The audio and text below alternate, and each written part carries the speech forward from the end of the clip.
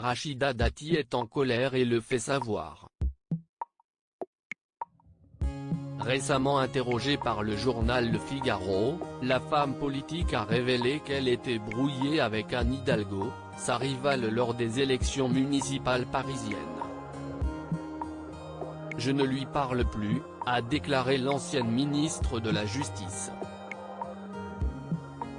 Selon nos confrères, elle soupçonne la maire de Paris, réélue au mois de juin 2020 après un deuxième scrutin retardé en raison de la pandémie de coronavirus, d'avoir joué de ses bonnes relations avec Nicolas Sarkozy afin de l'évincer alors que sa cote de popularité était en pleine croissance.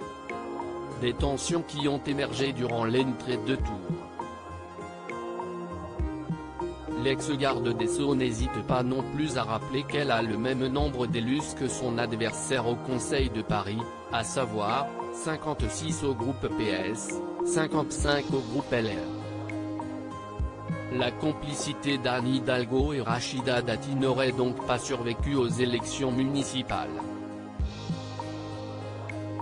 Car, au mois de janvier 2020, le directeur du cabinet de la maire, Frédéric Lénica, affirmait que les deux femmes entretenaient une relation de respect mutuel, si bien que, lorsque la petite sœur a dû quitter son école et de changer d'établissement après avoir été malmenée par ses camarades de classe durant la campagne électorale pour les municipales en 2014, la femme de Jean-Marc Germain a volé à son secours. Elle m'a appelé à ce moment-là pour me faire part de sa sympathie, témoignait ainsi Rachida Dati dans les colonnes de Télé Loisirs. Fâché avec Emmanuel Macron? Brouillé avec Anne Hidalgo, qu'en est-il de sa relation avec Emmanuel Macron? Invitée sur l'antenne de BFM TV le 4 juin 2020, Rachida Dati avait affirmé qu'elle était fréquemment en contact avec le président de la République. « Nous avons beaucoup d'échanges, depuis longtemps. On parle politique, on parle de la France », disait-elle à Jean-Jacques Bourdin. Mais du côté de l'Élysée, l'histoire était tout autre. Il est vrai que Dati a harcelé Macron de coups de fil, de textos ou de messages Telegram, confiait un proche du chef de l'État.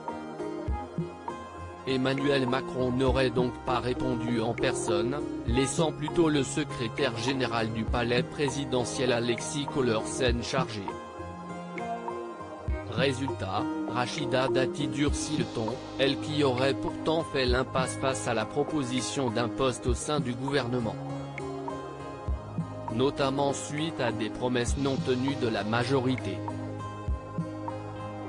On se retrouve au second tour, entendait-elle selon Le Figaro.